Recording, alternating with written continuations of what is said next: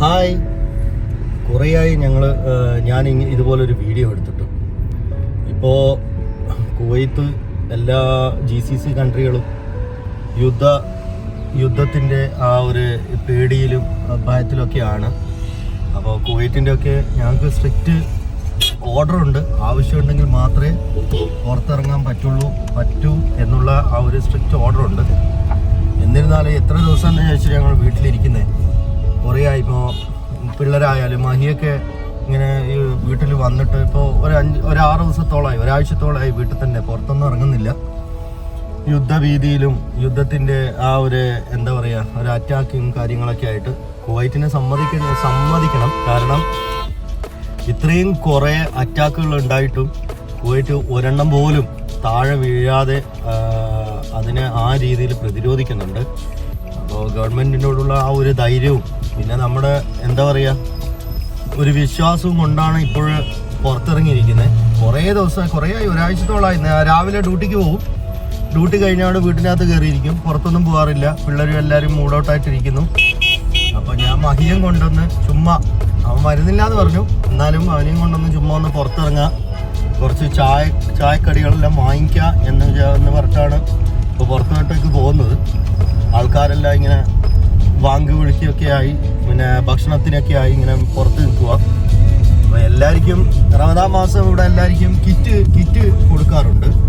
ഈ പ്രാവശ്യം നോമ്പിൻ്റെ ഈ പ്രാവശ്യം ഈ യുദ്ധത്തിൻ്റെ ആ ഒരു ഭീഷണിയൊക്കെ നിൽക്കുന്നതുകൊണ്ട് ഗവൺമെൻറ് സ്ട്രിക്ട്ലി പ്രൊഹിബിറ്റ് ചെയ്ത കാര്യമാണ് ഫുഡൊന്നും കൊടുക്കാൻ പാടില്ല എന്നുള്ള കാര്യം. പിന്നെ അതുപോലെ ഗ്യാതറിങ് പാടില്ല, അങ്ങനെയൊക്കെ പറഞ്ഞിട്ട് കുറേ നിയമങ്ങളൊക്കെ പോയിട്ട് കൊണ്ടുവന്നിട്ടുണ്ടായിരുന്നു. അതുപോലെ ഫോൾസ് ന്യൂസ് അയക്കാൻ പാടില്ല എന്നുള്ളതൊക്കെ. അപ്പോൾ ഈ ഇൻസ്റ്റാഗ്രാമിലും ഫേസ്ബുക്കിലൊക്കെ ഇപ്പോൾ കുറേ ന്യൂസ് വരുന്നതെന്ന് വെച്ച് കഴിഞ്ഞാൽ കുറേ കാര്യങ്ങൾ ഉള്ളതാണ്. പക്ഷേ കുറേ ന്യൂസ് ഈ AI കണ്ടന്റുകളൊക്കെ ഉപയോഗിച്ചിട്ട് ഈ പടക്കം പൊട്ടുന്ന ന്യൂസുകളും പിന്നെ അതുപോലെ തന്നെ ഈ മിസൈലെന്നും പറഞ്ഞിട്ട് ഉണ്ടാക്കി ഇവിടുന്ന ന്യൂസുകളൊക്കെ ഇഷ്ടംപോലെ സംഭവങ്ങളുണ്ട്. അതൊക്കെ കുവൈറ്റ് സ്ട്രിക്റ്റ്ലി പ്രൊഹിബിറ്റ് ചെയ്തിട്ടുണ്ട്. അങ്ങനെയുള്ള സംഭവങ്ങളൊന്നും നമ്മൾ ചെയ്യാൻ പാടില്ല. അങ്ങനെ ചെയ്യുവാണെങ്കിൽ എല്ലാവർക്കും ഫൈൻ കൊടുക്കണമെന്നും പിന്നെ ഡീപ്പോർട്ട് ചെയ്യണം എന്നൊക്കെയാണ് കുവൈറ്റിൻ്റെ ആ ഒരു അവർ പറഞ്ഞിരിക്കുന്നത്. ഇപ്പം നമ്മളൊരു വേറൊരു സ്ഥലത്ത് താമസിക്കുമ്പോൾ, വേറൊരു രാജ്യത്ത് താമസിക്കുമ്പോൾ നമ്മൾ ആ കാര്യങ്ങളൊക്കെ ഗവൺമെൻറ് പറയുന്ന റൂൾസ് ആൻഡ് റെഗുലേഷൻസ് ഒക്കെ നമ്മൾ പാലിക്കണം. അങ്ങനെയുള്ള കാര്യങ്ങൾ ശ്രദ്ധിക്കണം. കുവൈറ്റിലുള്ളവരായാലും ശരി, ബഹ്റൈനിലുള്ളവരായാലും ദുബൈയിലുള്ളവരായാലും എല്ലാവരും ഇങ്ങനെ ഫോൾസ് ന്യൂസ് ഒന്നും അയക്കാൻ പാടില്ല എന്നുള്ള എല്ലാ ഗവൺമെൻറ്റും സ്ട്രിക്റ്റ് ആയിട്ട് പറഞ്ഞിട്ടുണ്ട്. അപ്പോൾ വീട്ടിലിരിക്കാം, കുറേ ഇങ്ങനെ വീട്ടിലിരുന്നിട്ട് ഭയങ്കരമായിട്ട് മൂഡൗട്ടാണ്. എസ്പെഷ്യലി മഹിയൊക്കെ നാട്ടിൽ നിന്ന് ഇവിടത്തേക്ക് വന്നത് ഇച്ചിരി ഒന്ന് എൻ്റർടൈൻമെൻറ്റും കാര്യങ്ങൾക്ക് വേണ്ടിയിട്ടൊക്കെയാണ്. എന്ത് ചെയ്യാൻ, ഇപ്പോൾ ഈ യുദ്ധത്തിൻ്റെ ഭീഷണി നിൽക്കുന്ന സമയത്തും ഗവൺമെൻറ് അധികം പുറത്തിറങ്ങാൻ പാടില്ല എന്ന് പറഞ്ഞു നിൽക്കുന്നത് കൊണ്ട് നമുക്ക് കുറേ പരിമിതികളുണ്ട്. എന്നാലും അവനെ കൊണ്ട് ഇന്ന് ഞാൻ ഒന്ന് പുറത്തിറങ്ങി. ഇതാണ് റോഡിൻ്റെയൊക്കെ അവസ്ഥ. വീടും റോഡുകളിലൊക്കെ ഈ സമയത്ത് എന്നൊക്കെ പറഞ്ഞാൽ റോഡുകൾ ഭയങ്കര റഷായിരിക്കേണ്ട റോഡുകളാണ്. ആക്ച്വലി നല്ല റഷാണ്. കാരണം ഇതിപ്പോൾ എല്ലാവരും നോമ്പിൻ്റെ സമയമല്ലേ. അപ്പോൾ റമദാൻ മാസം ആകുമ്പോൾ എല്ലാവരും സാധനങ്ങൾ വാങ്ങിക്കാൻ പോകുന്നതും ചായകൾ വാങ്ങിക്കാൻ പോകുന്നതൊക്കെ ആയിട്ടുള്ള ഒരു സമയമാണ്. അപ്പോൾ ഇപ്പോൾ റോഡിലൊന്നും ആരില്ല, എല്ലാവരും വീടിനകത്തൊക്കെയാണ്. അത്യാവശ്യമുള്ള ആൾക്കാരുകൾ മാത്രമാണ് ഇപ്പോൾ റോഡിനകത്തൊക്കെ ഇറങ്ങി പോകുന്നത്. നമ്മളും അത് അത്യാവശ്യമൊന്നുമല്ല, എന്നാലും മഹിയും കൊണ്ട് ഞാൻ ഒന്ന് പുറത്തിറങ്ങി ഇച്ചിരി ചായക്കടികളും ഒക്കെ വാങ്ങിച്ചിട്ട് വീട്ടിനകത്ത് പോകാമെന്ന് വിചാരിച്ചു. അധികം വേറെ എവിടെയും പോകുന്നില്ല. ഇപ്പോൾ ഞാൻ കുറച്ച് സമയം ഇപ്പോൾ പുറത്തൊന്നും പോകാത്തതുകൊണ്ട് ഏകദേശം ഒരു മണിക്കൂറോളം ഞാൻ ഒന്ന് ഉറങ്ങിപ്പോയി.